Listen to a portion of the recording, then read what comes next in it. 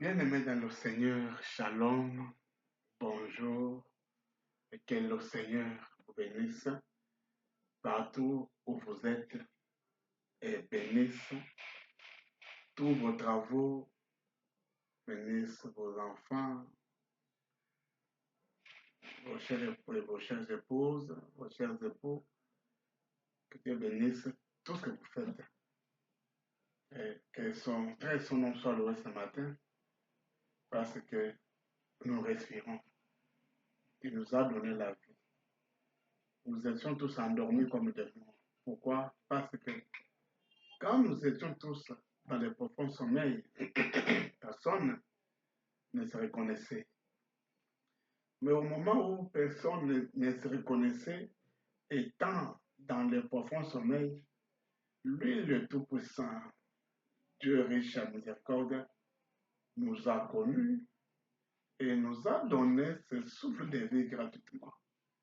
Sur ce, que son très saint nom soit loué à jamais. C'est pourquoi je vous invite à applaudir très fort pour le Seigneur, parce qu'il est digne.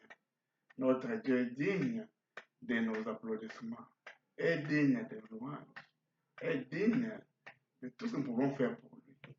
Il est digne. Il est notre Dieu. Que son très saint nom soit loué à jamais. Alors, ce matin, nous sommes encore avec vous autour de sa parole. Nous allons lire dans quelques endroits de la Bible. Nous commençons avec Lévitique, chapitre 19, versets 1 à 2. Lévitique 19, versets 1 à 2. Nous lisons dans le nom le plus précieux de notre Seigneur et Sauveur, Jésus-Christ. Amen. L'Éternel parla à Moïse et dit, parle à toute l'assemblée des enfants d'Israël et tu leur diras, soyez saints, car je suis saint, moi l'Éternel votre Dieu.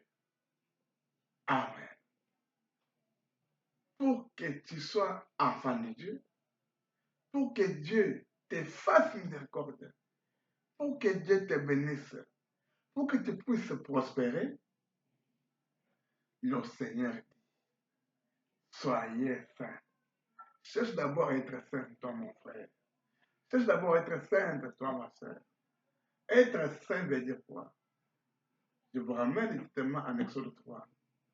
Lorsque Moïse est en train de paître le troupeau de son beau-père, il voit quelque part là un buisson ardent. Donc, quand il regarde, qu'est-ce qu'il voit? Il voit que c'est le buisson enflammé par le feu, mais qui ne se consume pas. Et quand il veut s'approcher, là-bas lui dit, Moïse, Moïse, ôte tes sandales.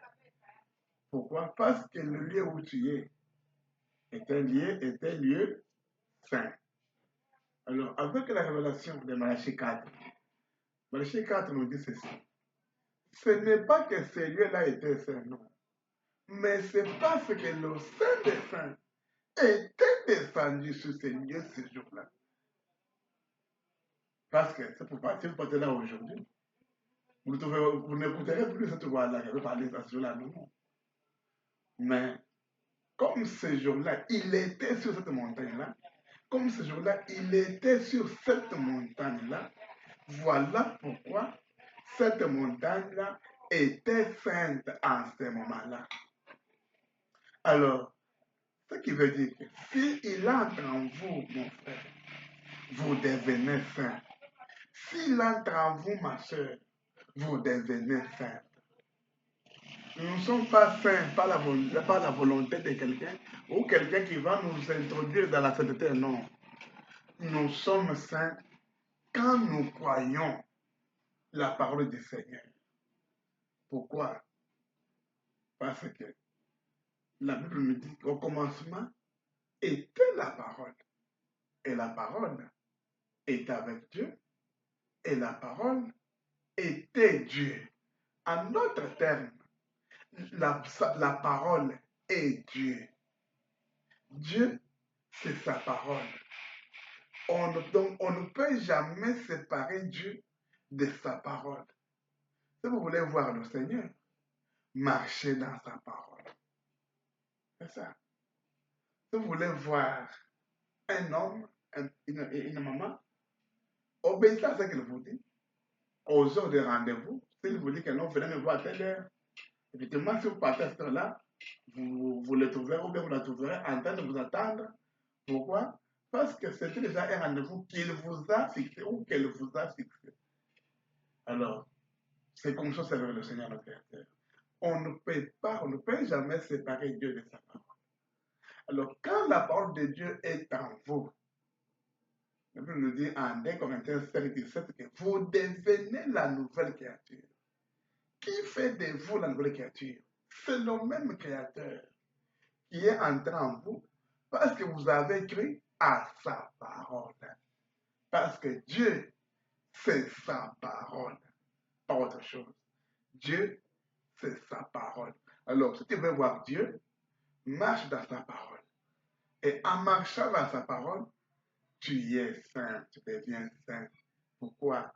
Parce que le Saint des Saints sera en toi pour guider ton âme, pour t'orienter, pour te montrer la direction à suivre. Voilà. Voilà pourquoi, en fait, il nous dit quelque part, tu peux commettre une erreur.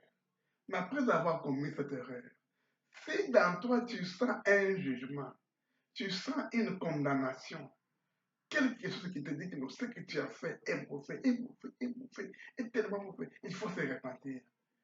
Le prophète dit, c'est un signe qui montre que tu viens de l'éternité, tu viens du ciel, tu es un enfant de Dieu. Donc, comme tu es tombé, le Seigneur ne voudra jamais que tu sois là, toujours tombé, non. Il veut te relever. Voilà pourquoi il active en toi ce mécanisme de pardon pour avoir la miséricorde du Seigneur. Donc, c'est ça. Amen. Si tu commets une erreur et en toi tu ne sens pas la condamnation, tu ne sens rien, donc c'est aussi un signe qui montre que tu es perdu. Tu viens de la perdition pour retourner à la perdition. Voilà. C'est ça ce qui est montré. Amen. Mais ce qui t'intéresse ici, mon frère, c'est que tu sois dans la parole du Seigneur, que tu vives sa parole, que tu pratiques cette parole, que cette parole devienne ta vie, que tu aies la vie de la parole. Et quand tu auras cette vie-là, c'est un signe qui montre que lui, l'auteur de sa parole, est en toi. Il te dirige, il t'oriente, il te conseille. Oui. Pourquoi? Parce qu'il est Dieu de sa parole. Il veut que tu sois dans sa parole. Amen. Exode 20, 14. Tu ne commettras point d'adultère. Amen. Si tout le monde obéissait à cette loi, est-ce qu'on parlerait du sida aujourd'hui? Si tout le monde obéissait à cette loi, on pourrait parler du sida aujourd'hui. Maintenant, alors, haute écriture. Bon, je vais d'abord sur ça aujourd'hui. Tu ne commettras point d'adultère. Mes frères et sœurs, aujourd'hui, le monde est abîmé parce que les gens ne veulent plus marcher selon la parole de Dieu. Parce que les gens aiment marcher selon eux et non selon Dieu. Aujourd'hui, l'adultère est devenu la monnaie courante dans nos sociétés. Donc, que ce soit chez les chrétiens, chez le pasteur, les païens, où est-ce que nous allons? Mais tu ne commettras point d'adultère. Cherche la femme, marie-toi. Pourquoi chercher à ridiculiser la parole du Seigneur? Ce n'est pas bien. Tu ne commettras point d'adultère. Cherche à mener la vie sainte. cherche à être saint, cherche à marcher selon la parole du Seigneur. Sortez de la vie d'adultère. Il y a beaucoup de jolies filles. Cherche une fille. Consacre-toi devant le Seigneur. Cherche une fille. Marie-toi. Commence à mettre au monde de tes enfants. Viens en paix avec ta famille. Sortez de cette vie d'adultère. Il n'y a pas une vie qui donne la malédiction, qui donne le blocage, qui donne des freinages. Même la mort, comme l'adultère. Celui qui s'unit à une prostituée devient un tel corps avec elle, dit la Bible. Et celui qui s'unit aussi au Seigneur devient un tel corps avec le Seigneur. Fuyez la prostitution, fuyez l'impudicité. Ce n'est pas bien. Ce n'est pas bien. C'est un canal par excellence du diable. Là où le diable profite pour vous amener toutes les malédictions, tous les blocages, tous les freinages, tout ce qui est mauvais. Le diable profite de vous envoyer ça par le canal de la prostitution. Sortez de cette vie mauvaise-là. Ce n'est pas bien. Enfant de Dieu, sortez de ces choses-là. Sortez de l'adultère. Cherchez une jolie fille. Prie le Seigneur. Marie-toi. Et commence à mettre au monde tes enfants. Occupe-toi de tes enfants et de ta femme. Pourquoi l'adultère? Sortez de ces choses. Ce n'est pas bien. Nous continuons. Nous sommes dans Matthieu 5, versets 27 à 28. Matthieu 5, 27 à 28. Nous lisons nous cette Christ. Vous avez appris qu'il a été dit, tu ne commettras point d'adultère. Mais moi, je vous dis que quiconque regarde une femme pour la convoiter a déjà commis un adultère avec elle dans son cœur. Amen. Amen. Quiconque regarde une femme pour la convoiter a déjà commis un adultère avec elle dans son cœur. Avant de lire le message, j'aimerais que nous puissions comprendre encore davantage. Nous sommes en Jacques,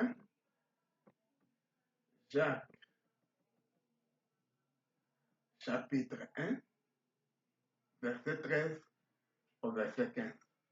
Mais ce qui nous intéresse ici, c'est verset 14 à 15. Mais je commence au verset 13 au verset 15. Excuse. Que personne, lorsqu'il est tenté, ne dise c'est Dieu qui me tente. Car Dieu ne peut être tenté par le mal. Et il ne tente lui-même personne. Mais chacun est tenté quand il est attiré et amorcé par sa propre convoitise. La convoitise. Maintenant, verset 15, écoutez.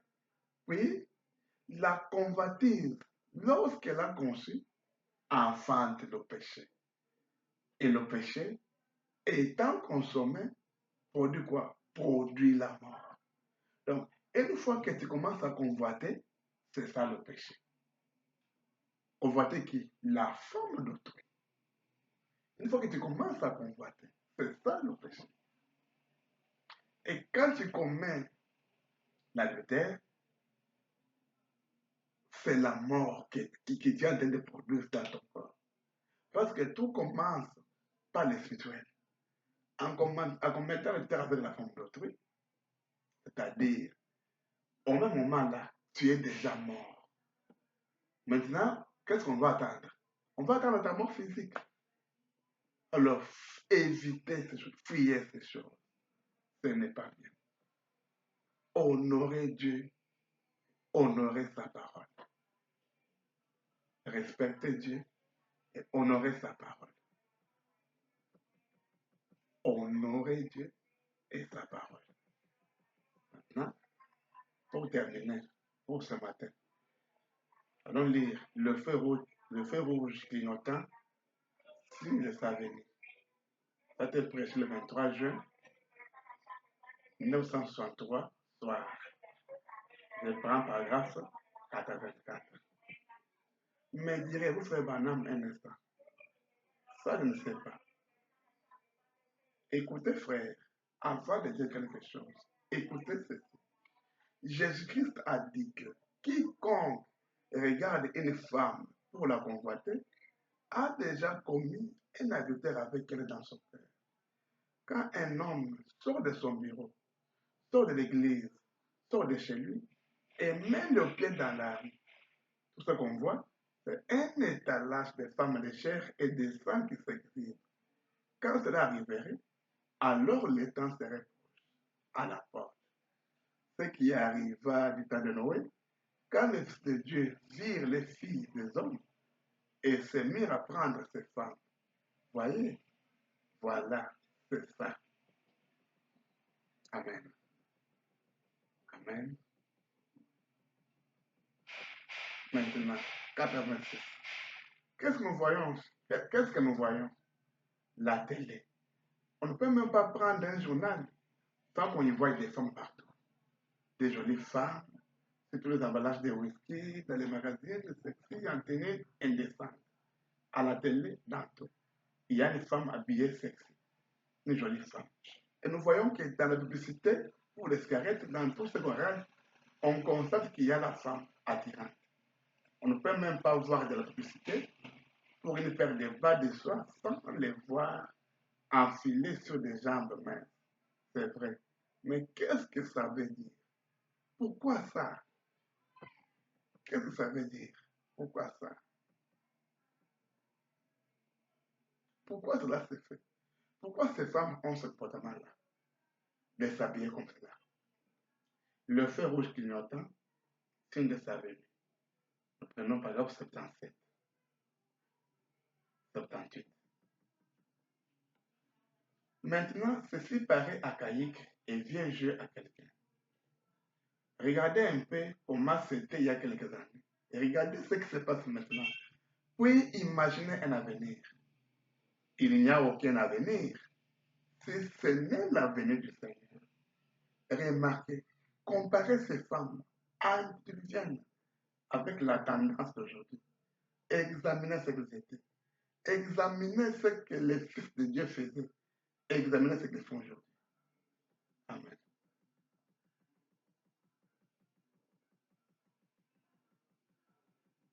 Et ils disent encore, en 55, je suis une femme moderne. J'ai vu en Amérique, j'ai vu en France, j'ai vu en Angola, j'ai vu pas. Eh bien, ce n'est pas mieux que de vivre dans une pocherie. Pour Dieu, pour Dieu, pourquoi avoir ce genre de comportement? Alors, j'étais en train de dire, et ils disent encore, je suis une femme moderne. J'ai vu en Amérique, j'ai vu en France, j'ai vu en Angola, j'ai vu en. Eh bien, ce n'est pas mieux que de vivre dans une pocherie. Pour Dieu, ça ne change rien l'endroit où vous vivez. Vous êtes ce que vous êtes dans votre cœur. Amen. Vous êtes ce que vous êtes dans votre cœur. Donc, ce que vous faites là, vous, ma soeur, étant une femme mariée, vous sortez mal habillé devant les hommes. Vous cherchez quoi? Vous avez votre mari. Contentez-vous de votre mari. Ce sont des habits que tu peux t'habiller avec ton mari à la maison, dans la chambre. Pourquoi sortir avec ces habits-là dehors, toi qui es déjà marié? Ce n'est pas normal. Tu cherches quoi? Tu es ce que tu es dans ton cœur. Toi aussi, mon frère, qui cherche une femme de ton âge. Tu es ce que tu es dans ton cœur. Tu te conduis mal. Le péché est lié à la mort. Hein? Le péché est lié à la mort. Évitez, soyez saints comme le Seigneur est saint. C'est ça, soyez saints comme le Seigneur est saint. C'est vrai. Ne pensez pas, sœur, que vous êtes si moderne, que vous êtes une de ces femmes modernes, comme vous voulez le dire aujourd'hui. Non. Vous venez d'une époque très reculée, selon cette Bible, d'un âge des ténèbres, de l'époque antédiluvienne à l'époque de Noé. C'est là qu'ils ont fait la même chose que tu es en train de faire, toi, ma soeur, toi, mon frère. Alors, vous n'êtes pas si moderne que ça. Après tout, n'est-ce pas? Et c'est comme ça qu'elle se comporte encore aujourd'hui. Alors, ce doit être de nouveau un âge de ténèbres, un retour à ce grand au-delà ténébreux, sans exercice. Et vous, hommes, qui laissez votre femme faire ça, vous n'êtes plus fils de Dieu. Vous, hommes, qui laissez votre femme s'habiller de la sorte et sortir, vous n'êtes plus fils de Dieu. Non, vous êtes tombé dans Sodome en quelque sorte. C'est vrai, en laissant les femmes vous commander. Oh là là. Aujourd'hui, nous avons des femmes qui commandent leur mari à la maison. La femme sort comme elle veut, elle porte comme elle veut. C'est un signe qui montre qu'elle a déjà quelqu'un d'autre qu'elle aime. C'est pourquoi elle porte comme ça. Étant la femme d'autrui. Ce n'est pas bien. Et vous, hommes qui laissez vos femmes vous commander, vous n'êtes plus fils de Dieu. Le prophète te dit, vous n'êtes plus fils de Dieu. Vous êtes dans Sodome. Vous êtes tombé dans Sodome et Gomorrhe. Donc vous êtes perdu, la perdition sur vous. Oh, revenez au bon sens. Cherchez le Seigneur. Ne s'entêtez pas. Cherchez le Seigneur. Sortez de ces choses mauvaises-là. Sortez de ces choses. Mais avant de lire la Bible, avant de lire, bon, j'aime lire ça après. Je vais lire la Bible encore. Mais ce qu'il faut savoir, pour ceux qui sont dans cette vie mauvaise, ceux qui ne veulent pas écouter, ceux-là que ce soit les femmes ou les hommes, donc les femmes adultères, les hommes adultères, tu es marié, mais tu cherches les hommes d'autrui. Faites attention. Tu es marié, tu cherches les femmes d'autrui. Faites attention. Soyez saints, car le Seigneur notre Dieu est saint. La même prédication, le feu rouge clignotant, signe de sa venue. Paragraphe 89 à 90. Quand j'ai vu cette femme il n'y a pas longtemps, dans une vision, que le Seigneur m'a donnée, je l'ai vu mourir. Certes, je n'arrive jamais à me rappeler le nom de cette femme-là. Marlène Monroe. Je ne l'avais jamais vue. Je ne vais pas au cinéma. J'ai vu cette fille, elle était attirante. Elle essayait d'atteindre quelque chose. Elle était en train de mourir. Elle avait eu une crise cardiaque. Et le Seigneur a dit, alors, dis qu'elle est morte à 4 heures. Elle ne s'est pas suicidée. Il a dit, mais tu peux dire qu'elle est morte à 4 heures parce que c'est juste quelques secondes avant 4 heures. Et là, j'ai vu l'endroit où on l'a retrouvée. Et j'en ai parlé à Billy. J'en ai parlé à la famille, et à ceux qui étaient avec moi. Et quelques jours plus tard, voilà Marlène Monroe qui meurt. Donc c'est Dieu qui parle à son prophète. Parce que nous sommes les bien-heureux. Nous sommes les bien-heureux d'avoir créé un message de Malachie 4. Prophète, c'est la bouche de Dieu. Quelqu'un avec qui Dieu parle. Quelqu'un que Dieu a formé pour lui parler. C'est Dieu qui nous a créés, notre créateur. Il a créé un prophète pour être un prophète. Parce que la parole ne vient qu'au prophète. Amen. Alors, le Seigneur dit à son prophète, dites que Marlène Monroe est morte. Donc le prophète répond, ce que Dieu lui a dit. Maintenant, 90. Maintenant, l'autre jour, pendant que j'étais au Canada, mes enfants m'avaient parlé à plusieurs reprises. Ils étaient quelque part où une dame nous a fait fournir une maison et il y avait là une télévision. Et il disait, il va y avoir une pièce qui s'appelle Rivière sans retour.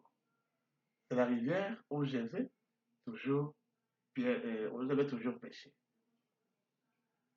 Et c'est Don Smith, un de mes amis qui est guide pour cette excursion. Ils ont dit, on en a fait un film. Et ils ont dit, papa, peut-être que M. Smith participera à l'émission. Aimeras-tu la regarder?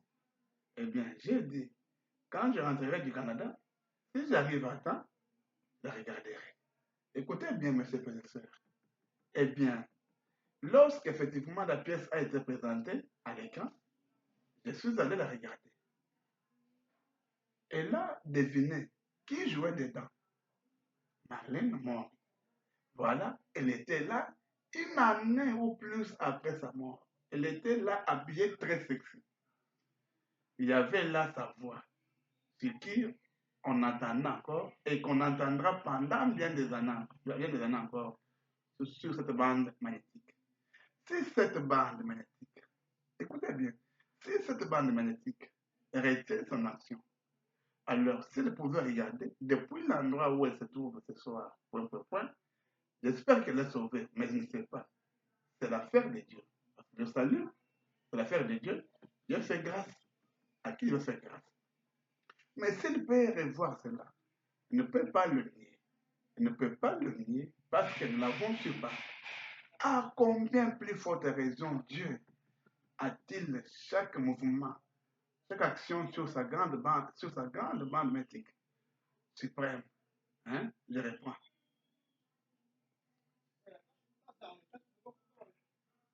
Mais si elle peut revoir cela, elle ne peut pas le nier.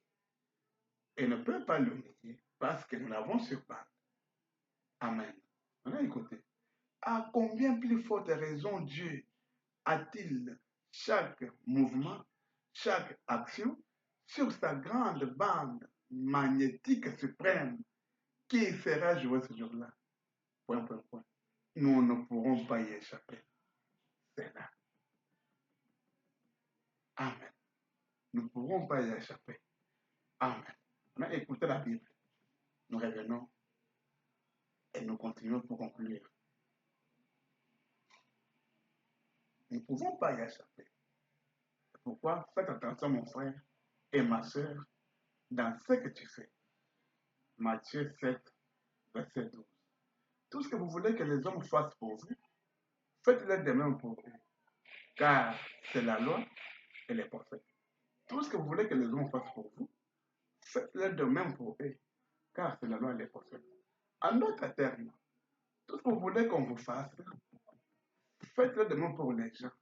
Alors, si toi, mon frère et ma soeur, si toi, mon frère, tu as l'envie d'abîmer les filles d'autrui, sache qu'un jour, il y aura aussi des hommes qui abîmeront tes filles.